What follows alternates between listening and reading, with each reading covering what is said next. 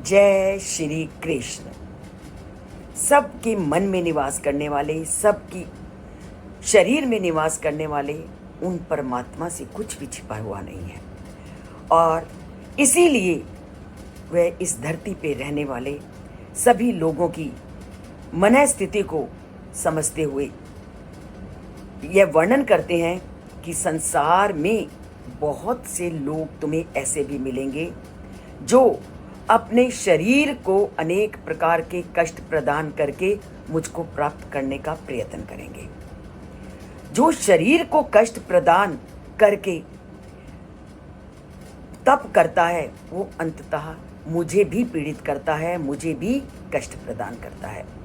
इसलिए व्यक्ति अपने शरीर को कष्ट प्रदान ना करे तो वह तप के विविध प्रकारों को इस अध्याय में वर्णन करते हैं।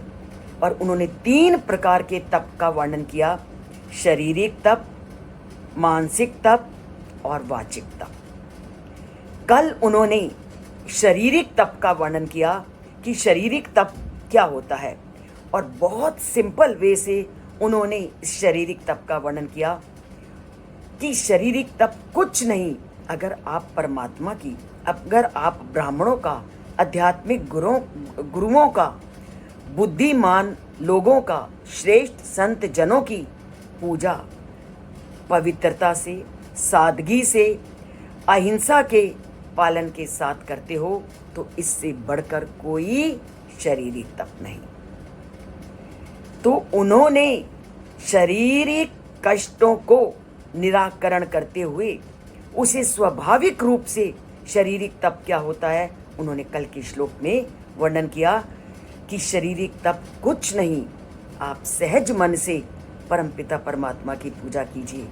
आप जो ज्ञानवान लोग, ब्राह्मण लोग हैं उनका सत्कार कीजिए, जो गुरु हैं उनका सम्मान कीजिए, जो बुद्धिमान और श्रेष्ठ लोग आपको दिखते हैं आप उनका सम्मान कीजिए।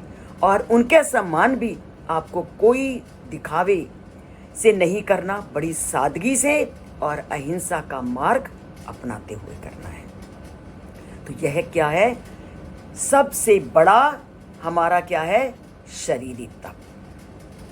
कितना सहज कर दिया श्री कृष्ण ने शारीरिक तप को। तो शारीरिक तप कुछ नहीं, अपने से अधिक ज्ञानवान, अपने से अधिक श्रेष्ठ लोगों का सम्मान करना है, और जिसकी हम आज के युग में कदम कदम पर कमी देख रहे हैं। आज छोटा भाई बड़े भाई का दुश्मन बना हुआ है। माँ बाप को लोग किस दृष्टि से देखते हैं ये मुझे बताने की ज़रूरत नहीं। क्यों? क्योंकि हमने महाभारत के पात्रों को जीवन में अंगीकार कर लिया है। हमने रामायण के पात्रों से अपना नाता तोड़ दिया है। हमने उस लक्ष्मण को अपने जीवन में उतारने का प्रयत्न नहीं किया जो भाई के लिए 14 वर्ष तक वन में निवास किया, जिन्होंने 14 वर्ष तक पूरी तरह से सन्यासी के जीवन को जिया। हमने उस भरत के जीवन को अंगीकार नहीं किया जिसने भाई के लिए राजपट को भी छोड़ दिया। तो अगर हम राम की तरह, भरत की तरह व्यवहार करते हैं तो यही तप है।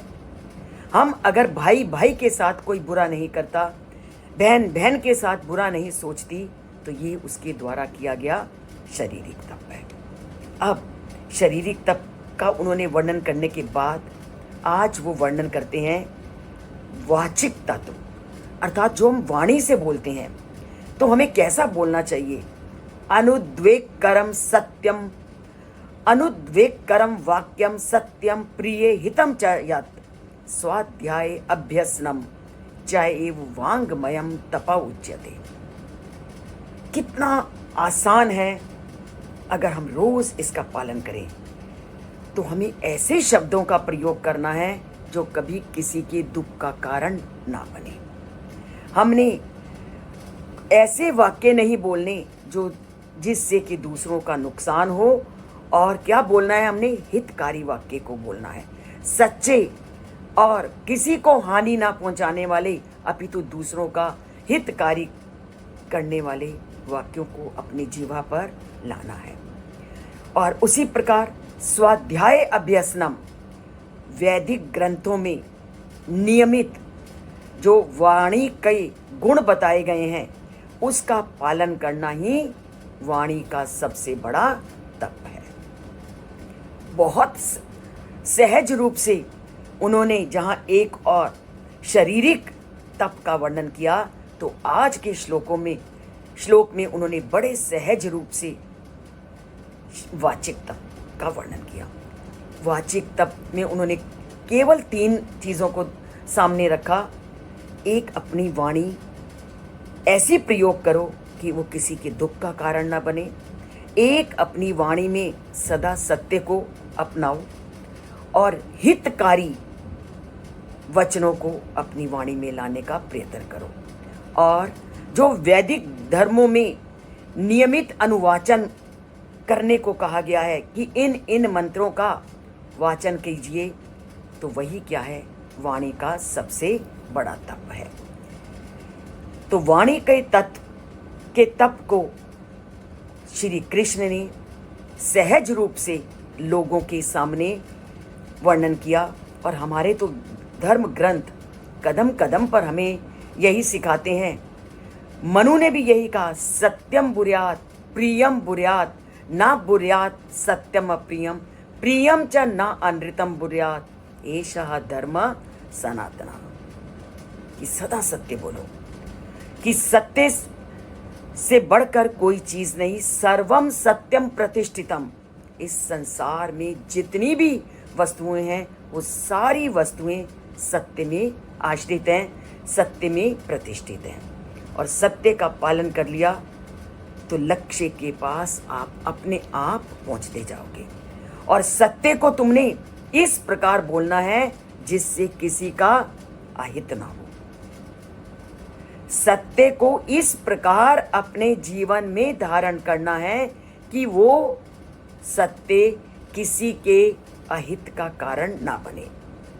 और कभी भी असत्य नहीं बोलना चाहिए, यद्यपि असत्य कितना भी आनंददायक क्यों ना हो। ऐसा असत्य कभी मत बोलो, क्योंकि एक बार जब हम असत्य को अपनाना शुरू कर देते हैं तो असत्य कभी जिंदगी में हमारा पीछा नहीं छोड़ता। तो कभी भी जीवन में असत्य को स्वीकार मत करो। यही नैतिकता का और धर्म का शाश्वत मार्ग है।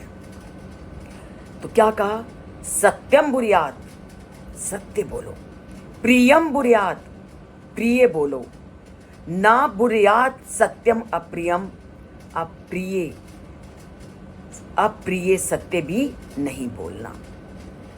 तो कभी भी असत्य नहीं बोलना, चाहे वो असत्य तुम्हें कितनी भी खुशी क्यों ना प्रदान करे, तुम्हें कितना भी अधिक आनंद क्यों ना दे, पर असत्य को जीवन में कभी भी नहीं लाना।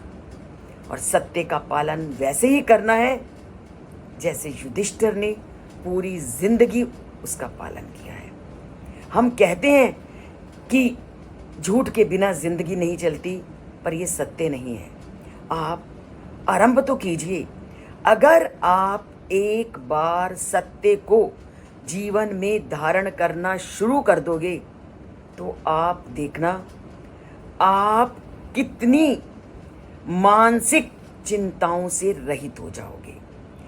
सबसे ज़्यादा मानसिक असंतुष्टि, सबसे ज़्यादा मानसिक तनाव हमारे अंदर आज अगर है तो है असत्य के सेवन करने के कारण। जब व्यक्ति ने जीवन में झूठ का सहारा लिया तो वो मानसिक तनाव, मानसिक चिंताओं से हमेशा घिरा रहेगा, क्योंकि एक झूठ को छुपाने के लिए उसको कितने और झूठ बोलने पड़ते हैं। और जब व्यक्ति झूठों के घेरों में घिर जाता है तो मानसिक तनाव से युक्त हो जाता है, मानसिक चिंताओं से घिर जाता है। तो अगर मानसिक चिंताओं से, मानसिक तनाव से मुक्त होना है तो जिंदगी में कभी भी असत्य को स्वीकार मत करो।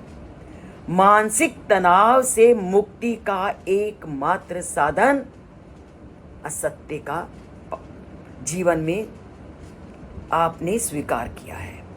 इसलिए अगर मानसिक तनाव से बचना है, अगर चिंताओं से मुक्ति पानी है, तो सत्य के पथ पर चलना शुरू कर दीजिए और असत्य का अपने आप से उसको दूर भगाना शुरू कर दीजिए। तो करते हैं आज से मानसिक शांति के लिए प्रयत्न और चिंताओं से मुक्त होने के लिए प्रयत्न। और वो चिंताओं से मुक्ति और मानसिक शांति अगर कोई दे सकती है तो हमारा द्वारा धारण किया गया सत्य का मार्ग, हमारे द्वारा बोली गई प्रिय वाणी और हमारे द्वारा धर्म युक्त नियमों का किया गया पालन। तो होते हैं तनाव मुक्त, होते हैं चिंताओं से मुक्त श्री कृष्ण की इन विचारों को अपने जीवन में धारण करके। और अगर आप चैनल से नहीं जुड़े तो चैनल से जुड़िए और तनाव मुक्त होइए। जय श्री कृष्ण। और चैनल को लाइक करना मत भूलिए। धीरे धीरे ये भी एक मार्ग है जो आपको सत्य की ओर ले जाएगा, आपको चिंताओं से मुक्त करेगा।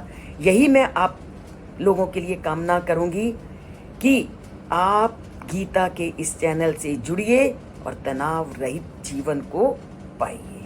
जय श्री